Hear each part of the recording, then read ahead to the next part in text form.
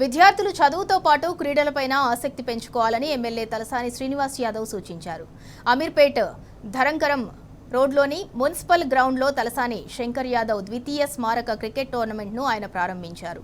తలసాని శంకర్ యాదవ్ చిత్రపటానికి పూలమాల వేసి నివాళులర్పించిన ఎమ్మెల్యే అనంతరం బ్యాట్ పట్టి విద్యార్థులతో కలిసి క్రికెట్ ఆడి వారిని ఉత్సాహపరిచారు. విద్యార్థులు చదువుతో పాటు క్రీడలు, సాంస్కృతిక కార్యక్రమాలకు కూడా సమయం కేటాయించాలని సూచించారు. క్రీడలను ప్రోత్సహించేందుకు తన వంతు సహకారం ఎల్లప్పుడూ ఉంటుందని తలసాని తెలిపారు. నేను సచిన్తో పాటు సహకరించినటువంటి వారి మిత్రులకందరికీ నేను మనస్ఫూర్తిగా అభినందనలు తెలియజేస్తాను. ఎందుకంటే 100 టీమ్స్ ఒక దగ్గరికి వచ్చి ఆడడం అనేది అంత ఈజీ పని కాదు. దీని వెనుక చాలా కృషి ఉంటుంది.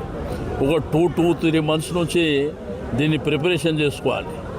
ఈ ప్రిపరేషన్ చేసుకొని అందరిని ఒక ప్లాట్ఫామ్ మీద తీసుకొచ్చి దాంతోపాటు టీంలన్నీ సెలెక్షన్ చేసుకోవడం, మన ఆ టీంలతోని ఆ టైమింగ్ ప్రకారం ఆడించడం. మ్యాచ్ 5 ఓవర్స్తోని స్టార్ట్ అవుతుంది కాబట్టి అందరు కూడా నేను మరొకసారి మనస్ఫూర్తిగా అభినందనలు తెలియజేస్తూ తప్పకుండా ఈ యొక్క మ్యాచ్ సక్సెస్ఫుల్ కావాలని చెప్పి నేను ఈ సందర్భంగా కోరుతాను.